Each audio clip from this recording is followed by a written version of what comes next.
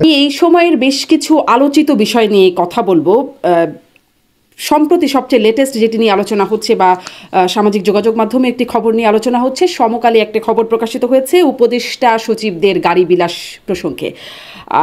উপদেষ্টারা সেখানে দেখা যাচ্ছে উপদেষ্টার একজন দুইটা তিনটা বা ততোধিক গাড়ি ব্যবহার করছেন। এর মধ্যে আছেন ছাত্র উপদেষ্টা আসিফ মাহমুদও, তিনি নিজেই দুটি গাড়ি ব্যবহার করছেন, তার পিএস গাড়ি ব্যবহার করছেন। মানে যেই প্রশ্নটি আসলে করতে চাই, এটা নিয়ে অনেক সমালোচনাও হচ্ছে। উপদেষ্টারা বা আমরা যে আসলে গণ অভ্যুত্থানের চেতনা বা বিপ্লবের চেতনা বারবার বলতে শুনি, তার সাথে কি এই বিষয়টি যায়?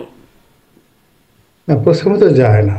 আবার দ্বিতীয়ত আমার কাছে মনে হচ্ছে যে এদের দ্বারা যতটা হওয়া উচিত ছিল, মানে গাড়ি বিলাস যতটা হওয়া উচিত ছিল তার সাথে অনেক অনেক কম হয়েছে। এর কারণ হলো, লক্ষ্য করুন যে এরা সবাই মোরালেস নিম্ন মধ্যবিত্ত পরিবারের সন্তান। এই উপদেশটা হওয়ার আগে বেশিরভাগ লোকেরই গাড়ি ঠাড়ি ছিল না। তরুণদের মধ্যে গাড়ি ছিল না, এমনকি পাবলিক বাসে যে নিয়মিত চড়বে এরকম অবস্থাও তাদের ছিল না। তো এরকম মানুষের একটা স্বপ্ন থাকে যে একটা ভালো গাড়ি, একটা ভালো বাড়ি।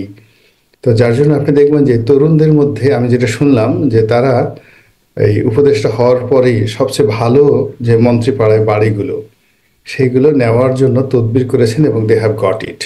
এই গেল এক।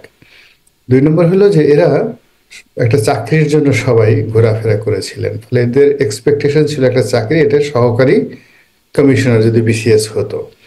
তো সেখানে সরাসরি মন্ত্রী হয়ে যাওয়ার পরে যখন সাধারণ মানুষ তাদেরকে স্যার ডাকছেন, সচিবরা স্যার ডাকছেন, পুলিশে স্যালুট দিচ্ছেন, তো এইগুলোর অবস্থা হয় কি, মানুষের চরিত্রটা হলো এরকম, যখন কোনো একটা মানুষ এরকম পরিস্থিতিতে পড়ে, তো একটা বেলুনের মধ্যে যখন বাতাস দেওয়া হয় তখন ওই বেলুনটা ওজন হারিয়ে ফেলে। তো এখন ওনারা যারা আছেন তারা এরকম মানুষের যে বিভিন্ন ফ্ল্যাটারিং, তারপরে তাদের যে তেল দেওয়া, তেলবাজি দেওয়া, এই জিনিসগুলোতে তারা তাদের ওজন হারিয়ে ফেলেছেন।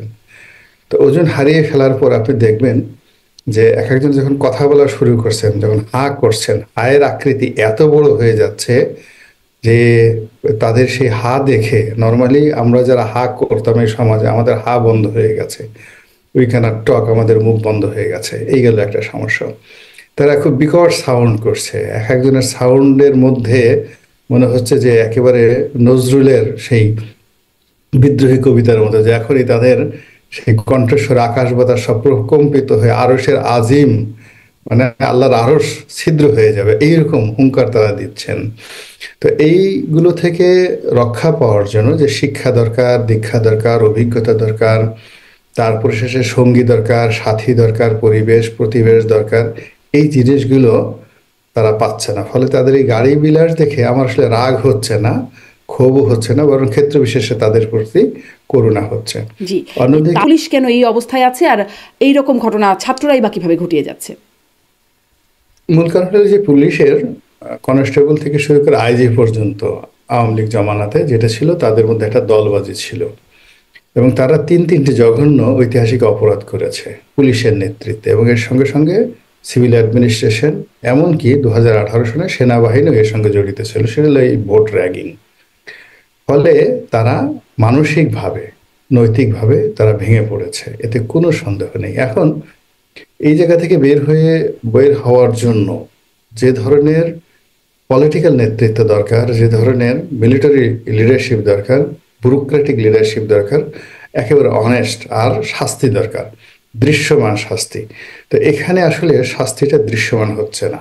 শাস্তিটা হচ্ছে কি, যাদের প্রতি মানুষের ক্ষোভ ছিল, পাবলিক পারসেপশন, যেমন ধরুন হারুন, বেনজির, তারপরে বিপ্লব, এখন এরা তো পালিয়ে গেছে। তো এদেরকে তাড়া করা হচ্ছে, কিন্তু ক্রিমিনাল বিহাইন্ড এই সমস্ত লোকজন ছিল সামনে নায়কের মতো, কিন্তু নায়কের পেছনে একটা বিরাট ভিলেন গ্রুপ ছিল। তো সেই ভিলেন গ্রুপকে এখনো পর্যন্ত টাচ করা যায়নি, এবং তারাই বিভিন্ন জায়গাতে কমান্ডে আছে। কমান্ডে থাকার কারণে তারা কিন্তু মুভ করতে পারতেছে না, বিকজ তাদের মোরাল ক্যারেক্টার নেই। এই গেল এক। দ্বিতীয় যে সমস্যাটা হলো যে অনেকগুলো কৌশলগত পদ, যেমন ডিআইজি, এসপি, তারপরে পুলিশের ওসি, এই পদগুলো রাতারাতি পরিবর্তন হয়ে গেছে। তো এখন যাদের পরিবর্তন হয়েছে তারা কত 15 বছরের কমান্ডে ছিল না, তাদেরকে অনেকে ওএসডি ছিল, অনেকে একেবারে খুব অসম্মানজনক, যাকে বলা হয় যেগুলো অগুরুত্বপূর্ণ পদ পদবি আছে সেখানে ছিল। তো এই সকল পদ পদবিতে থাকার কারণে কি হলো, তাদের মধ্যে একটা কমান্ড বা একটা থানা চালানোর জন্য, একটা মব কন্ট্রোল করার জন্য যে ধরনের নৈতিক সাহস দরকার, শক্তি দরকার, এই জিনিসগুলো নেই। যেমন ধরুন, যে ডিআইজি সাহেব, সে ডিআইজি সাহেবকে আমি চিনি। তা আমি যখন সংসদ সদস্য ছিলাম, উনি তখন পটুয়াখালীর এসপি ছিলেন, ভারপ্রাপ্ত এসপি ছিলেন। তো এই দীর্ঘ সময়টি তিনি বলতে গেলে হতাশার সাগরে কাটিয়েছেন। তার বন্ধুরা সবাই এডিশনাল আইজি মানে হয়ে রিটায়ার্ড করে গেছেন, কিন্তু উনি এই পুলিশের এসপি হিসেবে ছিলেন। তারপরে তিনি চিন্তা করলেন এই অবসর সময় কি করবেন। উনি একটা ডক্টরি ডিগ্রি করলেন, উনি দাড়ি রাখলেন, উমরা করলেন এবং সারাক্ষণ তসবি টিপে মানে আল্লাহ বিল্লাহ করতেন। এবং তিনি চিন্তা করতেন যে উনি যেন সুন্দরভাবে মারা গিয়ে সে জান্নাতে যেতে পারে এবং জান্নাতে গিয়ে হুর ঠুর পেতে পারে, এরকম চিন্তা ভাবনা তার মধ্যে। হঠাৎ করে তিনি দেখা গেলেন ময়মনসিংহের মতো একটা জায়গাতে ডিআইজি হয়ে গেছেন। এখন এই যে তার যে 15 বছরের যে চিন্তা চেতনা, তিনি যেখানে জান্নাতের কথা চিন্তা করেছেন, যেখানে হুরের কথা চিন্তা করেছেন, সেখানে তার সামনে যখন ফেন্সিডিল খোর আসছে, তার সামনে যখন চাঁদাবাজরা আসছে, খুর নিয়ে আসছে, তিনি তলি আল্লাহ হয়ে গেছেন, দাঁড়িয়ে ঠাড়িয়ে দেখছেন, সবকিছু হয়ে গেছেন। ফলে এই বাস্তব অবস্থা তার সাথে কন্ট্রাস্ট করছে যে ও মাই গড, আমি এখন যখন ফেরেশতার মতো জীবন আমার হয়ে গেছে, আমি ওইভাবে একটা চিন্তা করতেছি ভালো একটা কবর হবে, সেই কবরখানাও তিনি মনে মনে চিন্তা করছেন। মৃত্যু ছাড়া তার কাছে অন্য কোনো চিন্তা ছিল না সম্মানজনক। হঠাৎ করে যখন তিনি কমান্ডে চলে গেছেন, এখন তো তাকে পুলিশ হিসেবে পিটাতে হবে, ফায়ার করতে হবে, ওটা করতে হবে, এখন সেই জিনিসগুলো পারছে না। তো উনাকে আমি চিনি যে he is a very gentleman. তো এর সঙ্গে আবার যারা মন্দ লোক আছে, যেমন দেখা গেল যে আমি 2-3 জন অফিসারের নাম বলতে পারি বিএনপি জমানাতে, তারা খুবই দুর্নীতিবাজ, এরকম এই হারুনদের মতোই এরকম খুবই দুর্ধর্ষ ছিল। এখন তারা সেই দুর্নীতির টাকা খরচ করে দেশের বাইরে পালিয়েছিলেন, এই সময়টাতে আসছেন, আবার কমান্ড ফিরে পেয়েছেন। কিন্তু এর মধ্যে কি হলো কি, তাদের ওই যে অতিরিক্ত অর্থ, বেশি অর্থ পাওয়ার কারণে কি হলো, তাদের ছেলে মেয়ে নষ্ট হয়ে গেছে, অনেকের পরিবার নষ্ট হয়ে গেছে, নিজের শরীর স্বাস্থ্য কিডনি নষ্ট হয়েছে, অনেকে হয়তো মন খারাপ ছিল এজন্য একটু ড্রিঙ্কস করছে, বিয়ার খেয়েছে, সমস্ত কিছু খেয়েছে, খাওয়ার পর তার বডিতে এখন সেই ফিটনেসটা নেই। এখন দেখা গেল যে বডিতে যদি ফিটনেস থাকে, হার্ট দুর্বল, তখন যে কোনো সমন্বয়করা আসলে যখন এরকম একজন লোকের একটা ধমক দেয়, তখন ওটার যে রিভোল্ট করবে, রিভোল্ট করার জন্য তার ফিজিক্যাল তো ফিটনেস থাকা লাগবে, এরকম ফিজিক্যাল ফিটনেস নেই। সিভিল সার্ভিস আপনি দেখবেন তেমনি অবস্থায় গেছে, 7 বছর 8 বছর 15 বছর যাবৎ আউট অফ সার্ভিস। আপনার কথার সাথে মিলে যাচ্ছে যে উপদেষ্টারা, স্বরাষ্ট্র উপদেষ্টা বলেছেন, আপনার অর্থ উপদেষ্টাও বিবিসিকে একটা সাক্ষাৎকারে বলছিলেন যে পুলিশ আগের উদ্যমে নেই, তাদের সেই উদ্যম পুলিশের মধ্যে ফেরেনি। আপনি একটু বলছিলেন যে বিএনপিরও কিছু হারুনের মতো কর্মকর্তারা তারা এই মুহূর্তে দেশে ফিরেছে বা এই পরিবর্তনের পরে দেশে ফিরেছে, কমান্ডিংয়ে গেছে। ছাত্র উপদেষ্টাদের মধ্যে বিশেষ করে নাহিদ এবং আসিফ মাহমুদ, তাদের কাছ থেকে শোনা যাচ্ছে যে বিএনপি বিভিন্ন জায়গায় পুলিশের আইজি থেকে শুরু করে প্রশাসনের উঁচু থেকে নিচু পর্যায়ে বিভিন্ন জায়গায় চাপ দিয়ে লোক ঢুকিয়েছে, তদবির করে বা চাপ প্রয়োগ করে তাদের লোক ঢুকিয়েছে। এই বাস্তবতা বা এই বিষয়টা আসলে বাস্তবতাকে, সেটা কি আপনি বলতে পারেন, জানেন? আমি জানি, বাট এটা খুবই অন্যায় হয়েছে। আমি প্রথম দিন থেকে এটা বিরোধিতা করেছি। পুলিশে এবং সিভিল সার্ভিসে যে সমস্ত দলীয় লোকজন ঢুকেছে, জামাতের লোক, তারপরে বিএনপির লোক, আমি প্রথম থেকে আমার অবস্থান থেকে আগস্ট মাসের সেই 7-8 তারিখ থেকে আমি কিন্তু বিরোধিতা করেছি। এবং বিরোধিতা করেছি যে এই কর্মকাণ্ডের ফলে সবার আগে বিএনপি জামাত বিপদে পড়বে, এবং এখন তারা বিপদে পড়ে গেছে। যে নির্বাচনটা শতভাগ হওয়ার কথা, একেবারে 100% নির্বাচন দিয়ে ডক্টর মোহাম্মদ ইউনূস চলে যাবেন, এখন আবার আর একটা 111-এর কথা হচ্ছে, আর একটা 211-এর কথা হচ্ছে, নির্বাচন হবে কি হবে না। এই যে অনিশ্চয়তা, এই অনিশ্চয়তাটা তৈরি করেছে এই আমলারা, যারা বিএনপি বা জামাতের প্ল্যাটফর্ম ব্যবহার করে তারা জায়গা মতো পৌঁছে গেছে। জায়গা মতো পৌঁছে গিয়ে তারা কিন্তু বিএনপি এবং জামাতকে কোনো সার্ভিস দিচ্ছে না। যেমন দেখা গেল যে একটা এলাকাতে বিএনপির দুষ্ট লোকেরা চাঁদাবাজি করছে, এখন বিএনপির প্ল্যাটফর্ম ব্যবহার করে যাকে ডিআইজি বানানো হয়েছে, তো তিনি যদি বিএনপির প্রতি কমিটমেন্ট থাকতেন, তার যদি ওনারশিপ থাকতো, তো তিনি তো সেই ছাত্রদল নামধারী, যুবদল নামধারী তাদের উপর যদি অ্যাকশনে তিনি যেতেন। ধরুন আমি ছাত্রলীগ যদি করতাম, ছাত্রলীগ করার পরে আমি যদি একটা পদবিতে আসতাম, তো ছাত্রলীগের কোনো নেতা বাংলাদেশের যেখানে হোক না কেন তাকে ঠান্ডা করতাম, আমাকে পুলিশের আইজি বানানো হলে আমি তো 1 ঘন্টা সময় নিতাম, আমার সামনে তো ছাত্রলীগের কোনো ছেলে কথা বলতে পারতো না। তো যদি ছাত্র দল কোনো পুলিশ কর্মকর্তা করে থাকে ছাত্রদল, তার চোখের সামনে ছাত্রদলের ছেলেরা বদমাইশি করে কি করে? সে তো আগে দলকে ভালোবাসবে, যে এই দলের জন্য সে কিন্তু জনাব এতকাল। গোলাম মোল্লা রনি, আমাদের দেশের বাস্তবতাটা কি তাই? যখন আওয়ামী লীগ ক্ষমতায় থাকে তখন ছাত্রলীগ পুলিশের সাথে গিয়ে তারা নানান রকম অপকর্ম বা অন্যায় করে।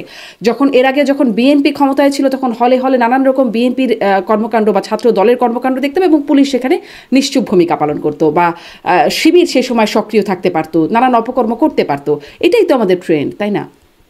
না, এটা ট্রেন্ড, এবং এই ট্রেন্ডের তো বিশাল একটা পরিণতি আমরা দেখলাম, নিকৃষ্ট একটা পরিণতি দেখলাম সবাইকে পালানোর জন্য। এখন যখন 2001 থেকে 2006 সন পর্যন্ত এই কর্মকাণ্ডগুলো হয়েছে, তার ফলে তো বিএনপির পতন হয়েছে। বিএনপির পতন তো এমনি এমনি হয়নি।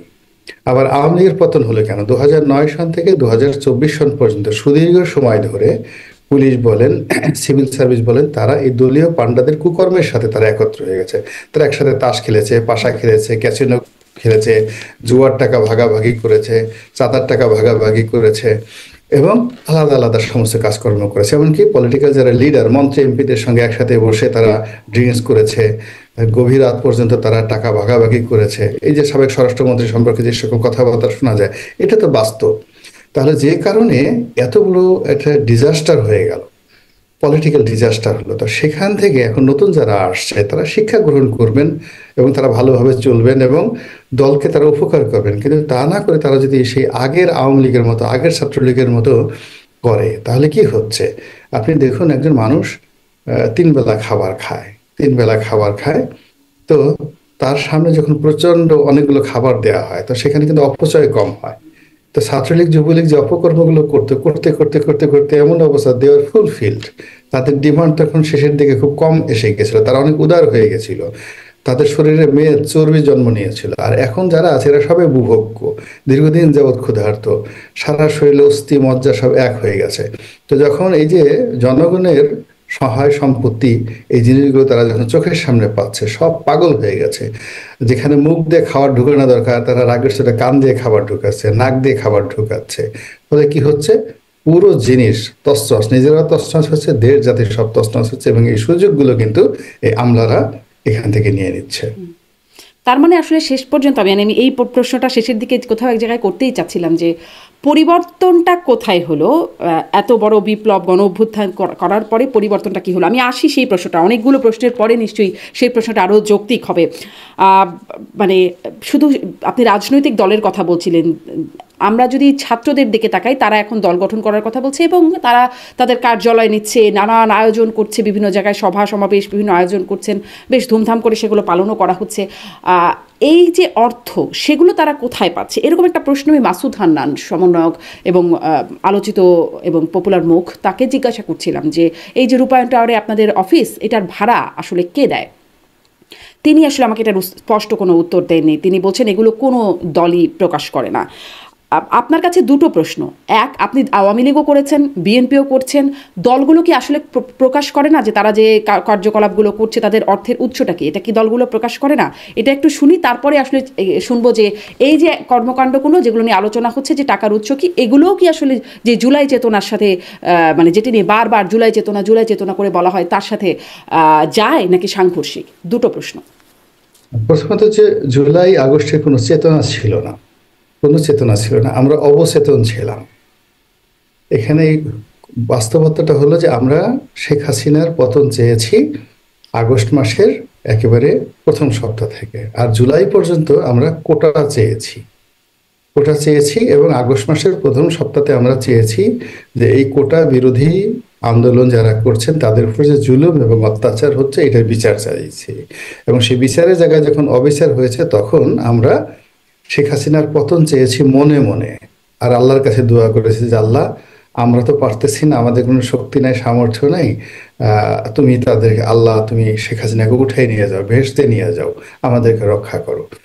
কিন্তু আল্লাহ রাব্বুল আলামিন যে অলৌকিকভাবে তাকে উঠিয়ে নিয়ে গেছে, এবং আমরা প্রকাশ্যে ঘোষণা দিয়েছি শেখ হাসিনার 1 দফা। এটা আপনি দেখবেন যে আগস্টের 5 তারিখে তো হলো, আগস্ট মাসের 1-2 তারিখের দিকে হয়তো এই কথাগুলো খুব মিনমিনিয়ে আমরা এই কথাগুলো বলেছি। এখন ছাত্রদের কথা বলেন আর অন্য যাদের কথাই বলেন, এরা সবাই সন্ত্রস্ত ছিল। আপনি চিন্তা করুন, হারুন সবাইকে ধরে নিয়ে গেছে, ধরে নেওয়ার পরে ওখানে যারাই গেছেন তারা সবাই কিন্তু তার কাছে আত্মসমর্পণ করেছেন, স্বেচ্ছায় তারা বক্তৃতা দিয়েছেন, বিবৃতি দিয়েছেন, তাদের আত্মীয় স্বজন সবাই বলেছেন যে না, তারা ওখানে খুব রাজার হালে ভালো আছেন, কোনো সমস্যা নেই। তো এই বাস্তবতা এত দ্রুত যদি আমরা রাতারাতি রয়্যাল বেঙ্গল টাইগার হওয়ার চেষ্টা করি, আমার কাছে এটা অনভিপ্রেত মনে হচ্ছে, নাম্বার ওয়ান। নাম্বার টু হলো যে ছাত্ররা যে কিন্তু কাজগুলো ছাত্ররা কিন্তু করছে, বলছে গোলাম মাওলা নেই, তারা স্বেচ্ছায় বক্তব্য দেয় নাই, তাদেরকে বক্তব্য দিতে বলা হয়েছে, তারা সেটা মানে স্বেচ্ছায় আর কোনোভাবেই ছিল না। এটা ও তো স্বেচ্ছায় তারা বক্তব্য দেয়নি, তাদেরকে যাকে বলা হয় সামান্য ট্রিটমেন্ট দেওয়া হয়েছে, ভয় দেখানো হয়েছে, পিটনি দেওয়া হয়েছে, ওই অনেকের শরীরে দেখবেন যে আঘাতের চিহ্ন রয়েছে। কিন্তু এই বাংলাদেশে ধরেন তারেক রহমান সাহেব, এখন তারেক রহমান সাহেবকে তো 111-এর সময় ধরে ফ্যানের সঙ্গে টানিয়ে বেদম প্রহার করে মেরুদণ্ড ভেঙে দেওয়া হয়েছে। তারপরে ওই বড় বড় জামাতের নেতা, বিএনপির নেতা সবাইকে তো গুম করে মেরে ফেলা হয়েছে, কিন্তু রাজনীতি থেকে তো তারা কখনোই এইভাবে স্বেচ্ছায় কোনো বক্তব্য দিয়েছেন বলে জানা নাই। যারা দিয়েছেন তারা রাজনীতি থেকে অ্যাবান্ডেন্ট হয়ে গেছে। তো সেক্ষেত্রে প্রচলিত রাজনীতির যে তাহলে স্ট্রেংথ বা আরেকটা প্রশ্ন একটু পলিটিশিয়ানদের মাঝখানে যে করে ফেলি গোলাম মাওলা নেই, তাহলে যে বলা হয় যে তারেক রহমান এবং একটা নথিও দেখানো হয়, সেটিও মানে পত্রিকাগুলোতে দেখেছি, তারেক রহমান ওই ঘটনার পরে মুচলেকা দিয়ে দেশ ছেড়েছেন যে তিনি আর কখনো রাজনীতি করবেন না। এই বিষয়গুলো কি সত্য নয়? না, এগুলো সেগুলো হয়তো সত্য, এগুলো অবশ্যই সত্য, কিন্তু রাজনীতিতে এই বিষয়গুলো কখনো সাস্টেইন করে না। রাজনীতিতে সাস্টেইন করে অনেকগুলো কথা, যেমন শেখ হাসিনা একেবারে এরশাদ সাহেবের কাছ থেকে কত কোটি টাকা নিয়েছেন, গুনে গুনে কিভাবে টাকা নিয়ে 1986 সনে নির্বাচন করেছেন, ইট ইজ ওপেন সিক্রেট।